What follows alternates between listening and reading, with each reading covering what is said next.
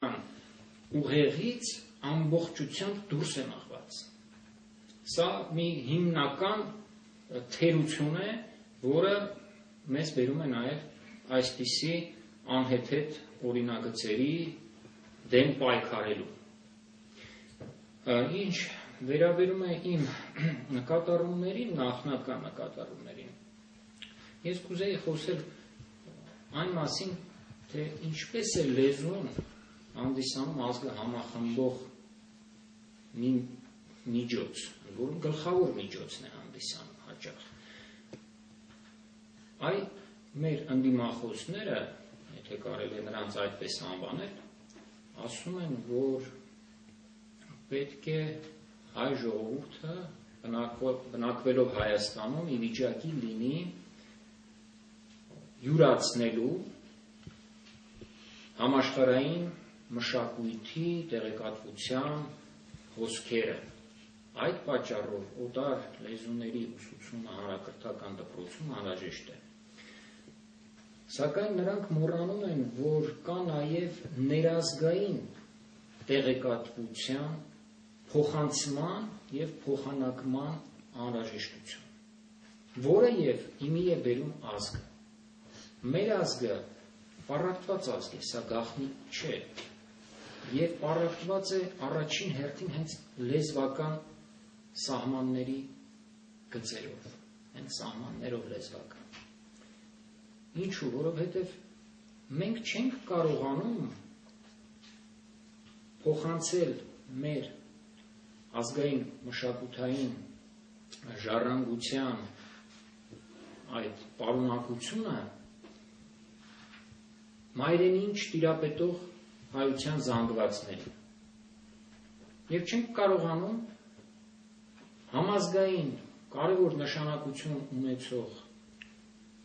խնդիրները, հրատապ խնդիրները արագորեն ներկայացնել ամբողջ հայությանը, որովհետև նրանք չեն տիրապետում շատերը մայրենի լեզվին։ Թարգմանել այդ ամբողջ ժառանգությունը ու նաև այսօր հենց թեկուզ այս խնդիրը, տեսեք, առաջացել է նման մի խնդիր Հայաստանում եւ անգլերենով, ռուսերենով, ֆրանսերենով հատուկենտ հոդվածներ եւ վերլուծություններ կան։ Մինչդեռ հայերենով մենք ունենք արդեն տասնյակ վերլուծություններ, հենց թեկուզ մեր արդարություն.org կայքում արդեն զետեղված են դրանք։ Բայց մենք ի վիճակի չենք այսօր այդ ուժերը չունենք, որպեսզի թարգմանենք այդ կարևոր նշանակություն ունեցող տեղեկատվությունը անգլերենի, ռուսերենի, ֆրանսերենի, իսպաներենի։ Դա անհնար է։ Ուրեմն ներազգային տեղեկատվության փոխանակման եւ փոխանցման խնդիրը խիստ անհրաժեշտ է։ Ներազգային տեղեկատվության դաշտ ստեղծելու ամենաարդյունավետ, ամենաամբողջական, ամենահարազատ եղանակը եւ միջոցը դա մայրենի լեզուն է, հայոց լեզուն է։ Այսինքն այս ուղղությամբ մենք պետք է ընթանանք, ոչ թե փորձենք Հայաստանաբնակ ժողովրդի մի հատվածին, թեկուզ մի քանի հազար պատանու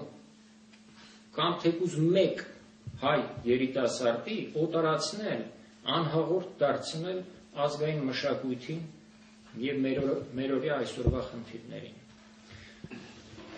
Համեցեք, պարոն Մարության։ Ինձ թվում էր, որ այսօր կամ ներկայումս ոնե հայոց լեզվի նշանակության դերի մասին խոսելը պիտի լիներ ամենայն դեպս ոչ արդիական, քանի որ այն պիտի լիներ գիտակցված եւ ընկալված։ Բայց կառավարության այսպես կոչված նախաձեռնությունը եկավ ապացուցելու, որ նույնիսկ վերին օղակներում դեռ լիովին գիտակցված չի լեզվի դերը, ընդհանրապես մեր ժողովրդի գոյության համար։ Իսկ լեզուն ժողովրդի գոյության հիմքն է։ Առանց լեզվի չկա, չի լինում ժողովուրդ։ Բայց ես ասեմ, թող տարօրինակ չհնչի, լեզուն ունի նաև վրեժխնդիր լինելու հարկություն։ Այսինքն այդ ոտնձգությունները շարունակական հայոց լեզվի հանդեպ կարող են հակառակ արդյունքի հանգեցնել։ Այսինքն ազգի ինքնության վերացում։ Հիմա դուք տեսեք, վերջին 20 տարիների ընթացքում, ես եթե չեմ սխալվում, սա 4-րդ նախաձեռնությունն է։ վերջին 20 տարիների ընթացքում նույնիսկ հանրակրթության ոլորտի ղեկավարները եւ կրթության խոստովանում են, որ մասնավորապես հանրակրթության ոլորտում անկում է տեղի ունեցել։ Բայց այս ամբողջ ընթացքում բոլոր գործողությունները կոչվել են կրթության բարեփոխ։ Այսինքն շարունակական փորձանքները հանրակրթության ոլորտում միշտ ներկայացվել են իբրև բարեփոխ։ Հիմա սա էլ ես չեմ հասկանում ուղղակի այս նախաձեռնության նպատակը։ Հեղինակները պնդում են եւ ասում են, ես չգիտեմ, դա արդարացում է թե ինչ, որ այդ դպրոցներում ընդգրկվել է սովորողների 2%։ Այսինքն ըստ այս տրամաբանության փոքր տոկոս է, քիչ են թվով այդ աշակերտները, եւ դա այնքան կարևոր հարց չէ։ Թեկուզ մեկ երեխա էլ ընդգրկվի օտարկրթության համակարգում, մենք դա թույլ տալու իրավունք չունենք,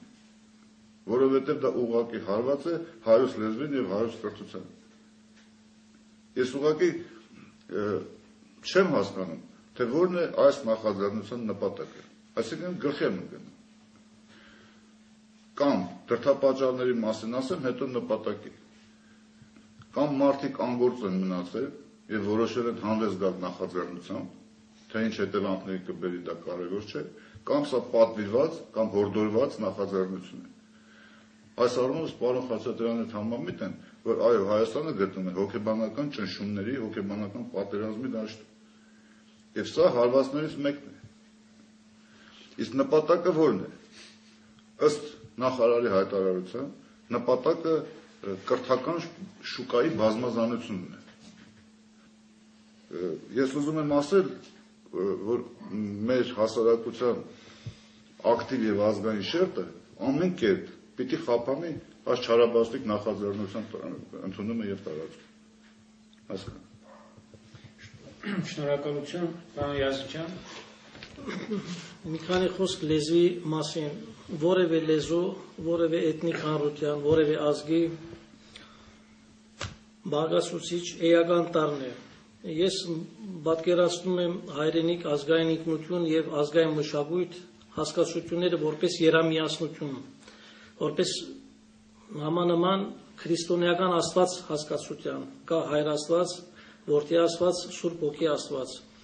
Առանց դրանցից որևէ մեկին դա դառնում է աղանդ, ավելի շուտ քրիստոնեություն չէ։ Այս դեպքում էլ նույնն է։ Առանց ազգային մշակույթի չկա ազգային ինքնություն։ Իսկ մշակույթի, ազգային մշակույթի հիմքը հայոց լեզուն է։ Մենակ ես սա չեմ ասել, հայոց մեծերն են ասել, ես ուզում եմ մի երկու մեջբերում անել։ Մեկը Վազգեն Վարդապետ Պալջյանից 1950 թվականին, որ 1955 թվականին պիտի բազմեր ամենան հայոց կաթողիկոսի գահի վրա։ Նա գրում է 1950 թվականին. «Հերու մեզ մի այն մոլորությունը,